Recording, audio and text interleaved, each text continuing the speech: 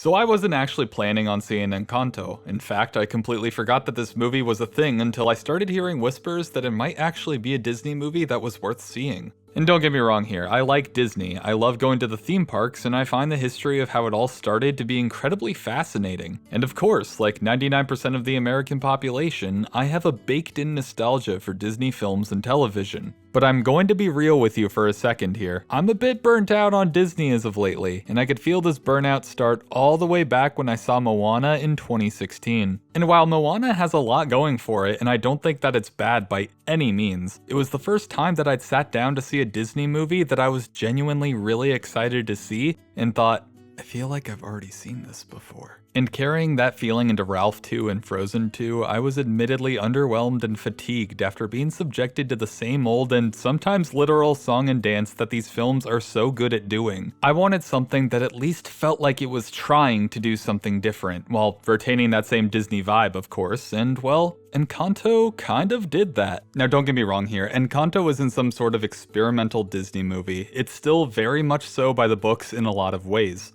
But it definitely wears its heart on its sleeve, telling a story that, while surrounded by spectacle and wonder, is rooted very deeply in reality. And I think that kids, parents, and grandparents alike can walk out of this movie taking away the same lesson. Because the nice thing about Disney movies is that they never leave much room for misinterpreting the meaning of their stories, because they literally say what the meaning is and then proceed to sing a song about it at the end. But it's an important lesson nonetheless.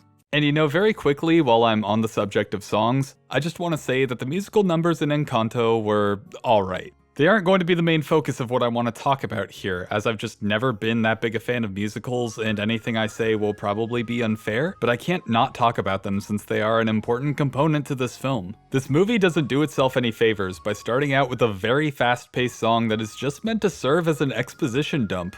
I was struggling to keep up with what Mirabel was saying the entire time, and I just hoped that things would get re-explained later, which they do, thankfully. But I appreciate how even the kids in the song are screaming at her the entire time, like, Mirabel, what the f are you talking about? None of this makes sense! Also, shout out to Coffee Kid. He's a funny side character, and he doesn't overstay his welcome. The songs are rarely ever my favorite part of Disney films, but I will say that by the time it got to We Don't Talk About Bruno, which is definitely my favorite song by a wide margin, the rest of the songs that came after became much easier for me to get into and enjoy, although none of them really wowed me, so to speak. But like I said, the songs aren't really what I want to talk about here. I like Encanto not for its presentation, but for how it sets out to tell a story about familial pressure, feeling like the odd one out in your family while simultaneously showcasing the pressures of living up to a legacy that was merely thrust upon you. Most of this film takes place within the magical house that the Madrigal family has called home for decades, and while it most certainly is grandiose and larger than life, the conflict manages to make it feel so much smaller than it actually is. And I mean that as a compliment. There's no big adventure to really go on here, as it's made very clear to us that this problem within their home can only be solved through coming together as a family. Mirabel is also a wonderful character and is one that I feel like many people will find themselves identifying with to at least some degree. She's the only one in her family who didn't receive a gift from the enchanted candle that brings their house to life, and while her family definitely loves her, it's very obvious that they pity her and look at her differently because of this. Despite her overall cheery and energetic disposition, you can tell that this feeling of inadequacy does eat away at her, no matter how hard she tries to ignore it. But I think that this story truly begins to shine when Mirabel's feelings are then juxtaposed with the feelings of her two sisters, Luisa and Isabella. Luisa was given the gift of superhuman strength, a noticeably useful power that has made her into the town's one-woman workforce, doing practically all of the manual labor herself, because why have a bunch of people do it when she can just get the job done much more quickly? This creates a bit of a dilemma though, because now her entire identity is consumed by how strong she is, so when the main conflict of the movie settles in and her identity is suddenly compromised, she begins to have a bit of a mental breakdown. Isabella, on the other hand, provides a great commentary on what it means to be perfect. And I should know, because the last video that I made was all about an episode of Courage the Cowardly Dog that had to do with being perfect. You should totally watch it, or you know, don't, but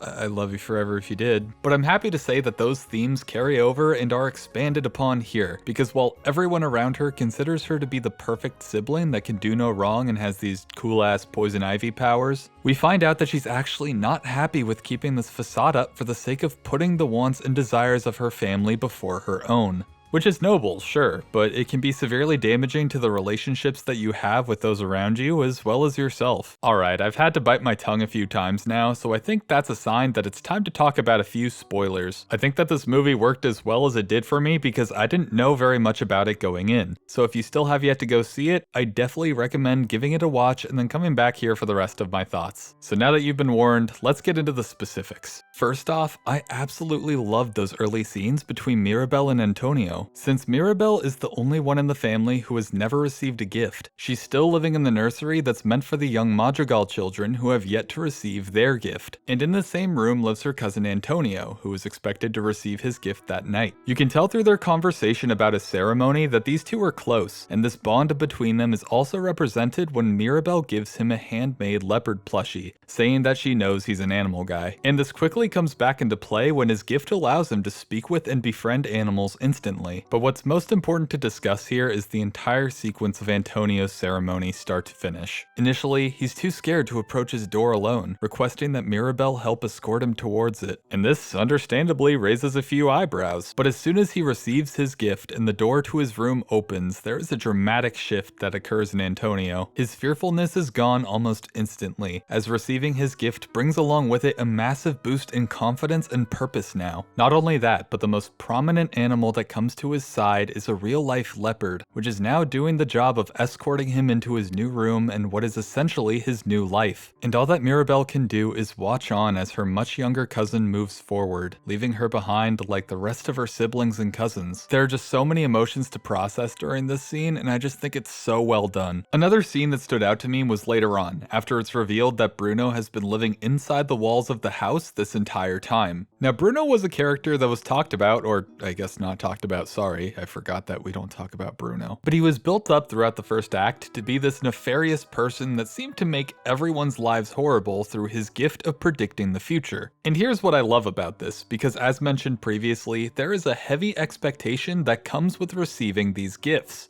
The Madrigal family is meant to use these gifts to help maintain the stability and happiness of the entire community. And Bruno's gift is the only one that clashes with this idea. He's only able to predict the future. It doesn't really seem like he has any influence over what happens. So when people came to him asking for visions of the future, expecting something positive, and he tells them something that they didn't want to hear, he unfortunately got blamed for all of it. And the backlash that he received was so bad that he decided to go into hiding within the walls of the house, unbeknownst to no one except for maybe Dolores, who has the gift of enhanced hearing. If I remember correctly, she has what seems to be a throwaway line at the beginning of the movie about hearing the rats in the walls talk, but then at the end, she claims to have known that he was in there the entire time. But getting back to the moment that hit me like a ton of bricks.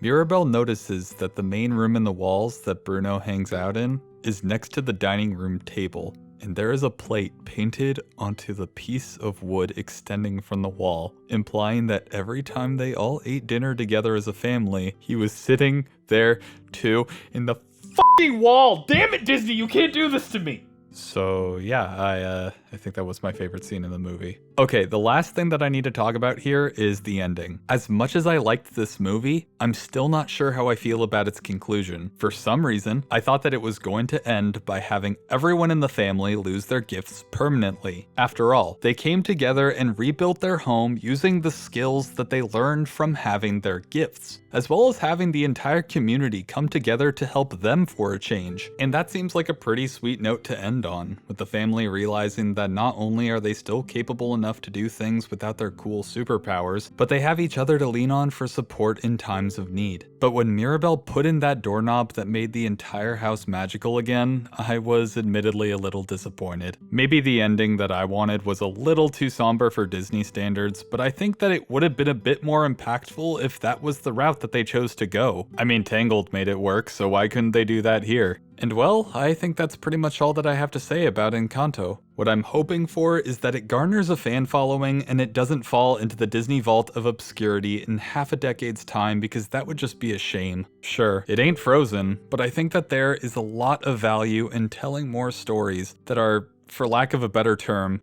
closer to home. I'm gonna be honest here, after having to hear these songs over and over while editing, I don't want to sing at all. But here, I'll do this. I'll give you one word from one song, and I'll put my all into it, so get ready.